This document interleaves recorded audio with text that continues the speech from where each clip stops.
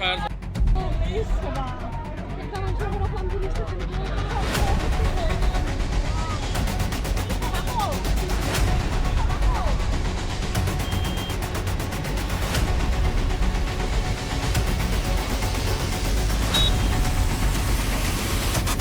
Dia lah kayak gitu hampir itu seperti itu.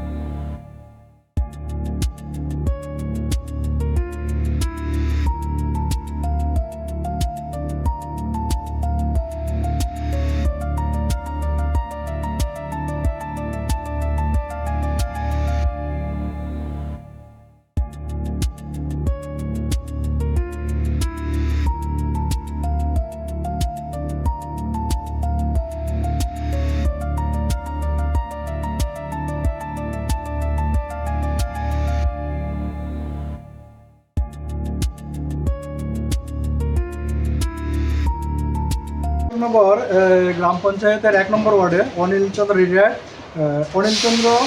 বাড়িতে আগুন লাগবে। আমরা আসলাম লোকে দেখলাম যে মানে প্রচণ্ড আগুন, 14 থেকে 15টা ঘর, মোটামুটি অনেক কিছু ক্ষয়ক্ষতি হয়েছে। আগুন পুরোপুরি স্প্রেড হয়ে গেছে। সাথে সাথে আমরাও কুমার ফায়ার সার্ভিস সেখানে কাজ করছি, পাশাপাশি কাঞ্চনবাড়ি ফায়ার সার্ভিসে, পেশাতল ফায়ার সার্ভিসে সবুজে দাঁড়াও আছে। তো আমরা 3টা ফায়ার টেন্ডার নিয়ে প্রায় 1 ঘন্টার উপরে আমরা কাজ করি। কাজ করার পরে মোটামুটি আগুন নিয়ন্ত্রণ। এখানে দেখা গেছে যে আগুনে কিছু আর মানে বাঁচেনি, সব অনেক কিছু মানে পুরে ছাই হয়ে গেছে। আচ্ছা, ক্ষয়ক্ষতির পরিমাণ ক্ষয়ক্ষতি এখনও আমরা ঠিক বলতে পারবো না। তো অ্যাসেসমেন্ট করার পরে প্রায় 50 লক্ষের উপরে তার বেশি হতে পারে। কয়টা নাগাদ আগুনটি?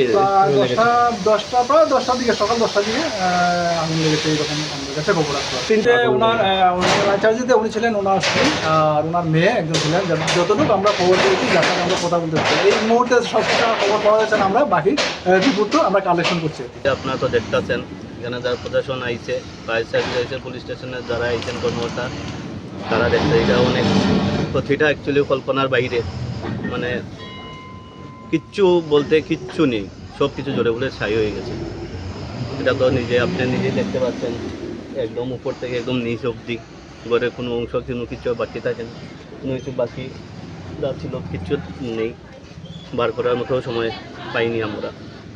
আচ্ছা, যার বাড়িতে আগুনটা লেগেছে ওনার নাম কি? ওনার অনিল চন্দ্র আচার্যি। কোন এলাকার বাসিন্দা উনি? উনি আশ্রমপল্লী আম্বেদকর নগর 1 নম্বর ওয়ার্ডে। আচ্ছা, আর কয়টা নাগাদ আগুনটা লেগেছে? অনুমানিক 10টা নাগাদ। আচ্ছা, কিভাবে লেগেছে আপনারা প্রাথমিক অনুমান করতে পারছেন? এখনও সেভাবে অনুমান করা যাচ্ছে না, গ্যাস বা ইলেকট্রিক দুটোর মধ্যে একটা হতে পারে। আচ্ছা, ক্ষয়ক্ষতির পরিমাণ অনুমানিক 2 কোটি উপরে আছে। আচ্ছা, দমকল কর্মীদের সঙ্গে আপনারা সঙ্গে সঙ্গে যোগাযোগ করেছেন? হ্যাঁ হ্যাঁ। তো কয়টি ইঞ্জিন এসেছে ঘটনাস্থলে? টোটাল 3টা ইঞ্জিন, কাঞ্চনবাড়ি, ভেচারতল, কুমারঘাট, এই 3টা ইঞ্জিন এসেছে। আচ্ছা, এই ক্ষতি নিয়ে সরকারের কাছে কি আবেদন রাখবেন? এখন তো সরকার দেখবে কী করতে পারে। এখন আবেদন তো থাকবেই, কেন সরকারের সাহায্য ছাড়া তো এই বাড়িটা সঠিকভাবে পুনর্গঠন করা যাবে না। আর উনি রিটায়ার্ড এমপ্লয়ি, যেন ওনার সেই সামর্থ্য আর নেই। কোন ডিপার্টমেন্টে উনি কাজ? উনি ফরেস্ট ডিপার্টমেন্ট, ফরেস্ট গার্ড ছিলেন। আচ্ছা।